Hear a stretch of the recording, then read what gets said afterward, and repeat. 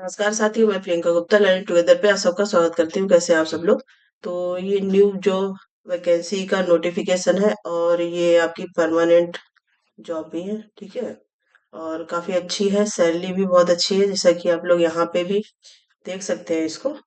Level 6, level 8, level 7, level 1 इस प्रकार से ये जो दिल्ली गवर्नमेंट की सैलरी के रूल्स रहते हैं उस हिसाब से आपको यहाँ पे सैलरी मिलने वाली है। तो इसकी जानकारी पूरी कर लेते हैं कैसे क्या क्या है।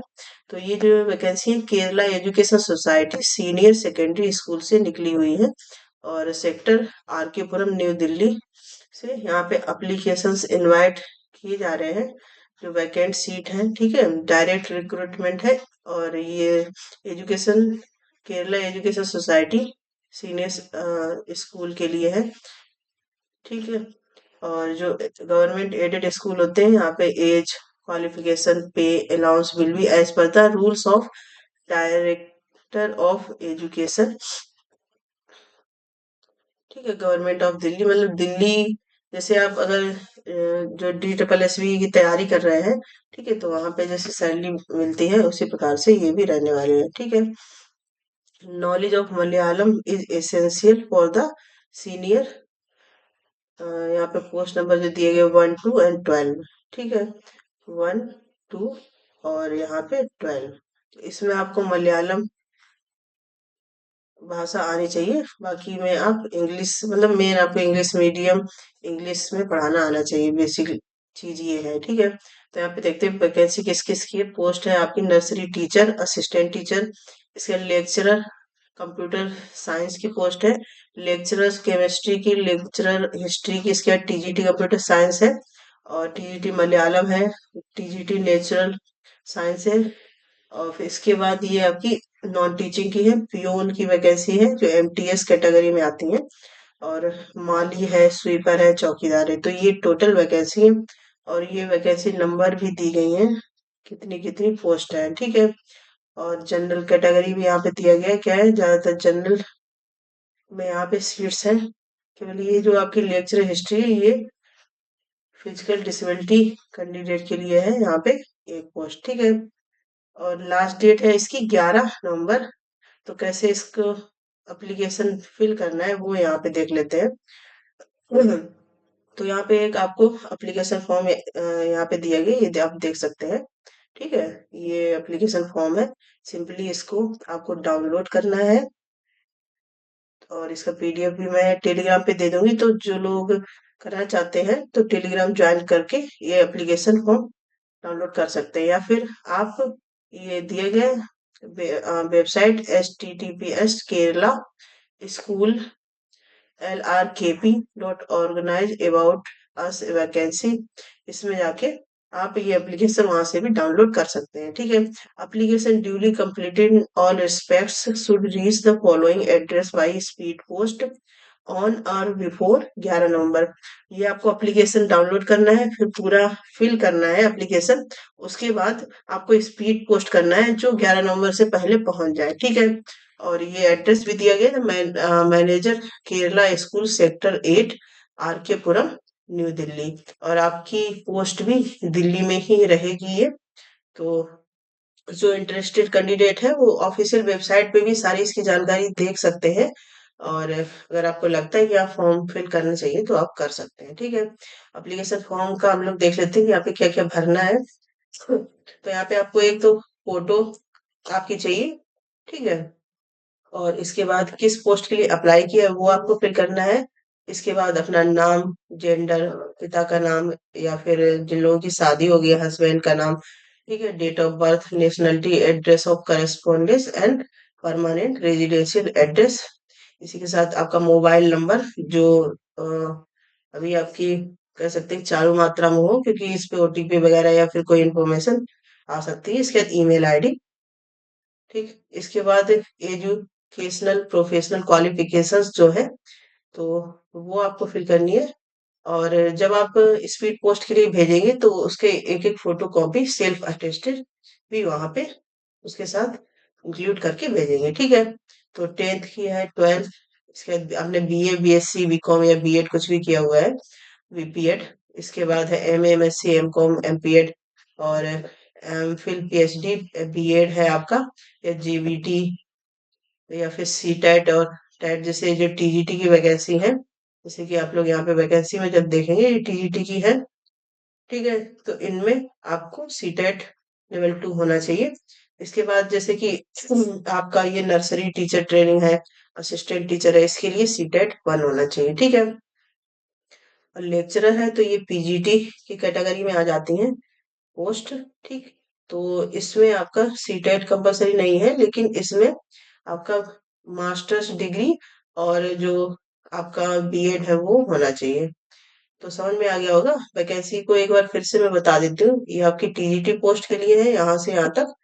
और उसके बाद जो है आपकी, ये हो गई आपकी पीआरटी लेवल की, ठीक है, ये पीआरटी लेवल की हो गई। इसके बाद ये जो लेक्चरर जितना लिखा हुआ है ये सारी पीजीटी लेवल की हो गई। इसके बाद ये टीजीटी तो इसमें है ही। इसके बाद ये नॉन टीचिंग की पोस्ट है, ठीक है। तो इस प्रकार से है आपका सीटेट, और उसी प्रकार से होना चाहिए सीटेट 1 या सीटेट 2, ठीक। इतनी बात हो गई। इसके बाद है टाइपिंग स्पीड आपकी, अगर आपने कहीं पे काम किया है यूडीसी में, ठीक है।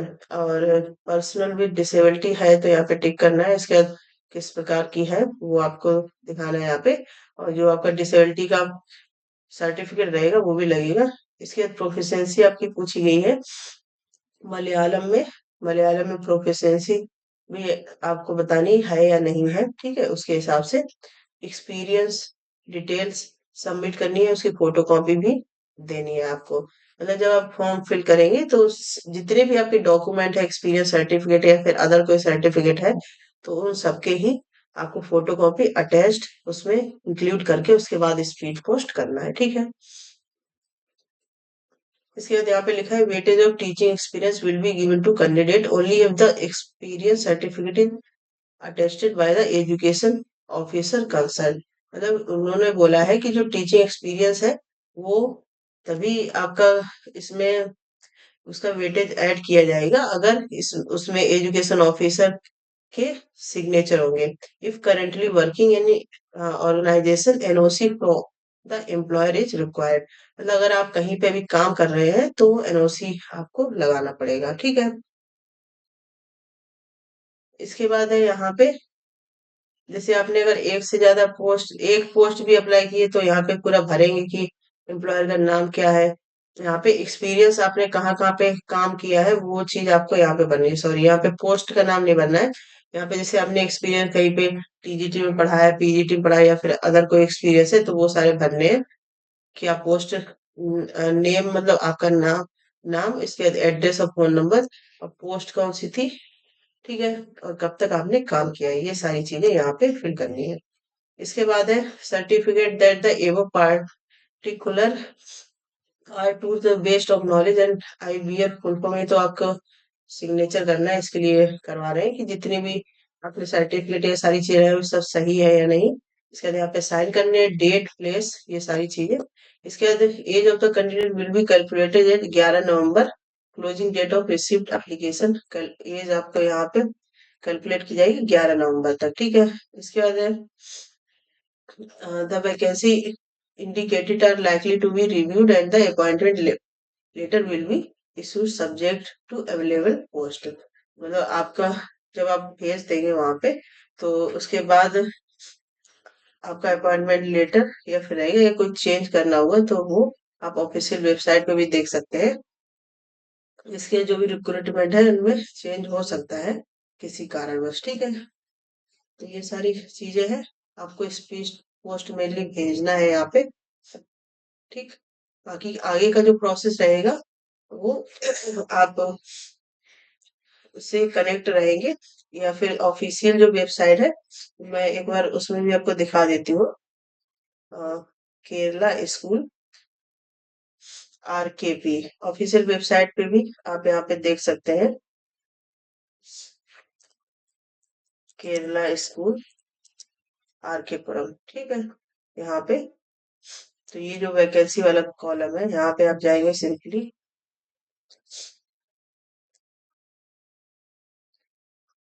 इसके बाद यहाँ पे ये पूरा ऑफिशियल दिया गया है क्या क्या चीजें, ठीक है।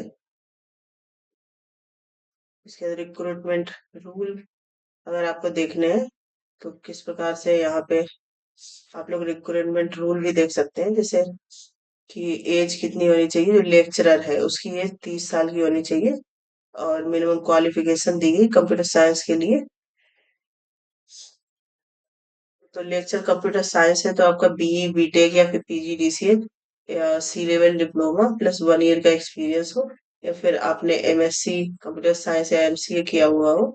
इसके केमिस्ट्री के लिए पोस्ट ग्रेजुएशन सिंपली केमिस्ट्री, जो ये जैसे मैंने आपको बताया कि पीजीटी की लेवल की पोस्ट है, ठीक है।